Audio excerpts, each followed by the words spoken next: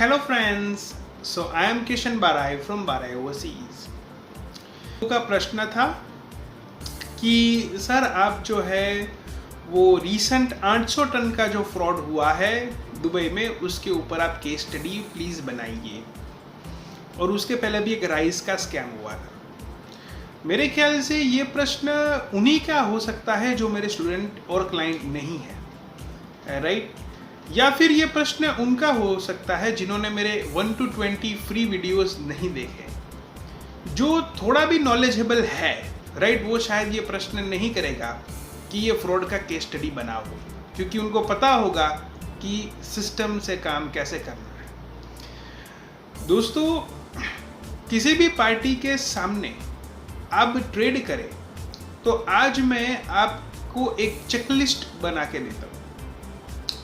अब ये चेकलिस्ट का मतलब क्या है कि आप टेस्ट करें, राइट? आप पूछें जिनके साथ भी फ्रॉड हुआ है, राइट, वो इस चेकलिस्ट के पैरामीटर्स के कंपेयर कर ले तो उनको आइडिया आ जाएगा कि मैंने कहाँ गलती की है, राइट, और कैसे मुझे आगे बढ़ना है। Number 1 is check the reputation of the company, और ये हम कर सकते हैं डीएनबी रिपोर्ट से। सो बायर का डीएनबी रिपोर्ट सबसे पहले चेक कराइए और देखिए कि डीएनबी में कितने रेटिंग आते हैं। तो जो स्कैम हुआ था राइस का और जो स्कैम हुआ था 800 टन का, दोनों ही कंपनियां डीएनबी में पुअर थी, right? So first checklist is check the DNB report. Second, check the website domain age, right? So website domain age check करें कि ये वेबसाइट जो है वो कितने टाइम से पुरानी है, राइट? ये भी एक चेक करें। तो यहाँ पर भी जो फ्रॉड कंपनियां होती है उनकी वेबसाइट की डोमेन एज बहुत ही छोटी होती है, क्योंकि अभी अभी बनी होती है, बातें बड़ी बड़ी करती है, लेकिन अभी रिसेंटली जस्ट फॉर्मेशन होता है। कुछ लोग उनके डॉक्यूमेंटेशंस मंगाते हैं। डॉक्यूमेंटेशन तो ओरिजिनली होंगे ना, जैसे कि आप मान लीजिए कि आप भी नई कंपनी कर रहे हो तो आपके ओरिजिनली डॉक्यूमेंट्स आएंगे। उसका मतलब ये नहीं साबित होता कि आप जेन्युइन है, राइट? जेन्युइनिटी तब जाके साबित होती है, राइट, जब उसका एग्जिस्टेंस ऑफ बिजनेस लंबा हो, राइट? और फिर भी जिसको फ्रॉड करना है वो कर सकता है, राइट? तो एग्जिस्टेंस भी लंबा है, वो एक पैरामीटर्स है, राइट? लेकिन we need to get it more thorough check. फिर एम्बेसी से आप पार्टी को चेक कराइए। So third your checklist would be check it via embassy, right? Embassy में उनका रिपोर्ट कैसा आ रहा है वो देखिए। और एम्बेसी में सिर्फ आप पार्टी का नाम मत दीजिए वेरिफिकेशन के लिए, एम्बेसी में आप दीजिए कि उनकी बैंक डिटेल भी क्या है, क्योंकि कभी कभी क्या होता है कि जैसे कोई वहाँ की रेप्यूटेड कंपनी है, राइट, उनसे वो जुड़े लोग भी नहीं होते हैं, लेकिन बता देते हैं कि हम ये कंपनी से बोल रहे हैं। तो रेप्यूटेड कंपनी का जब आप चेक कराओगे एम्बेसी में तो अच्छा ही आएगा, लेकिन वास्तविकता में जिस बैंक अकाउंट में आप डालने जाओगे पैसा, या फिर जिस अकाउंट से आप ट्रेड करने जाओगे, राइट, वो कंपनी उसके नाम से मिलती है, मतलब एग्जैक्टली वही कंपनी नहीं है, राइट, लेकिन उसका बैंक अकाउंट काफ़ी हद तक सिमिलर है, लेकिन अकाउंट नंबर डिफरेंट है। तो मेक श्योर कि वो बैंक की डिटेल्स भी आप एम्बेसी को बताइए। इसलिए मैं हमेशा डीएनबी रिपोर्ट कहता हूँ, जो बैंक से कराना है वो सबसे फर्स्ट चेकलिस्ट में मैंने आपको बताया, राइट? सो दैट ये पूरा उसका क्लैरिटी पूरा उसका आ जाएगा, राइट, आपके पास रिपोर्ट कि कंपनी कैसी है, कितना स्ट्रेंथ वगैरह। So that's a third checklist, check it via the embassy, right? Now checklist number 4, right, is about the payment terms. So payment terms में खास देखना है कि कौन सा पेमेंट टर्म्स है, राइट? जो international chamber of commerce ICC के रूल बुक्स के अंडर डीपीडीए और एलसी को एकदम सेफ माना गया है, राइट? यानी कि डीपीडीए एलसी में आपके साथ फ्रॉड हो सकता है, लेकिन उसमें रिकवरी के प्रावधान स्ट्रॉन्ग है, राइट?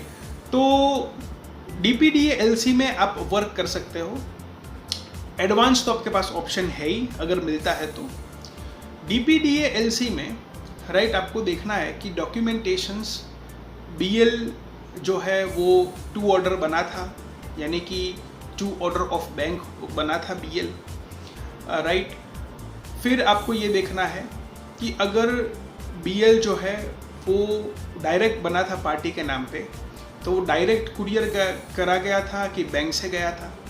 अगर डायरेक्ट गया है, राइट, सो उसमें आपके पास ECGC का या फिर जो भी आपको क्रेडिट इंश्योरेंस देती है कंपनी, राइट, उसका अप्रूवल था, राइट, ये चेक करना पड़ेगा।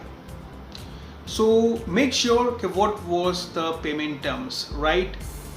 फिर right checklist number 5, having an credit insurance.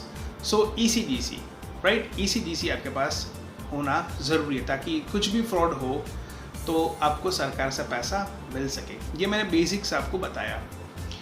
अभी यहाँ पर जो भी फ्रॉड हुआ है, राइस स्कैम हुआ है, राइट, जो भी रिसेंटली 800 टन का स्कैम हुआ है, राइट, उसमें स्थिति ये था कि लोगों ने, एक्सपोर्टर ने लालच में पैसा खोया, राइट, लालच, राइट, उसमें पैसा खोया है।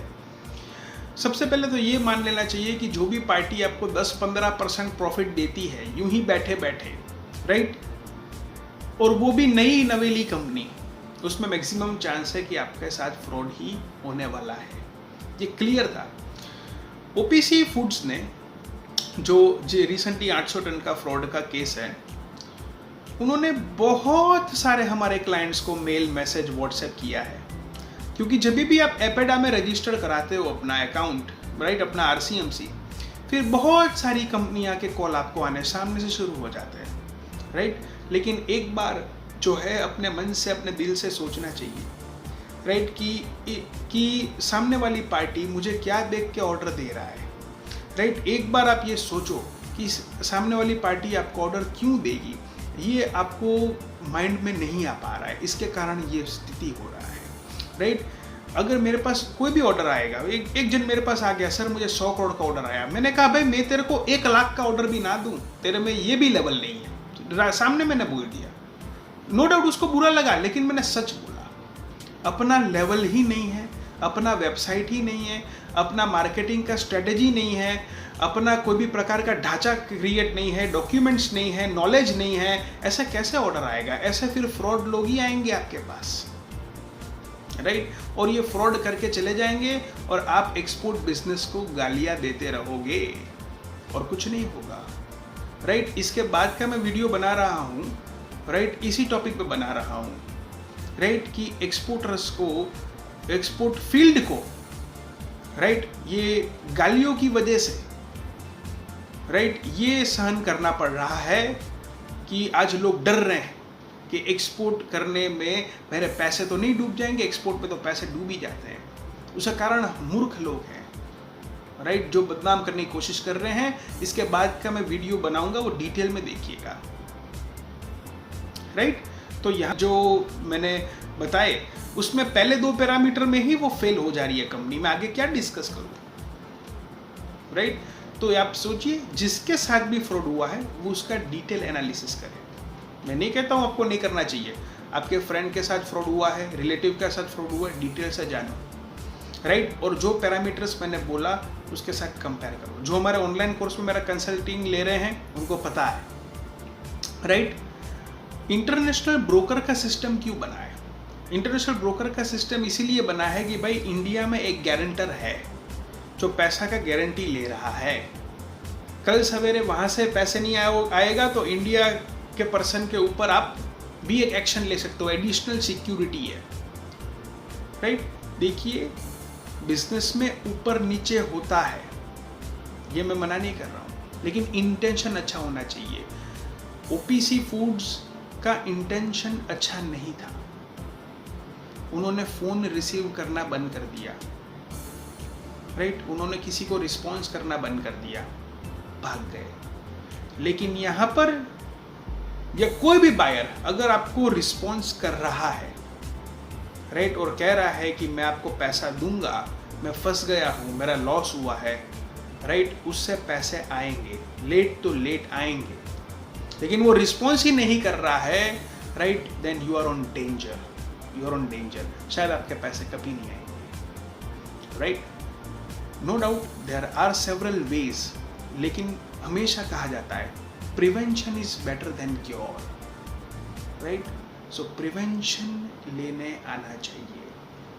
आप इंटरनेशनल ट्रेड की ब्यूटी नहीं समझ रहे हो, इसी कारण ये हो रहा है। अब इसके बाद का वीडियो में मैं समझाऊंगा कि इंटरनेशनल बिजनेस की ब्यूटी क्या है, फिर आप तय करना कि एक्सपोर्ट में पैसे जाते हैं या नहीं जाते हैं, राइट? और ये क्यों एक्सपोर्ट्स को लेके लोगों में डर है मन में, राइट? ये क्लैरिटी बहुत होनी जरूरी है माइंड सेट में पहले, फिर आगे बढ़ना है, right? So this is Kishan Barai and thank you very much.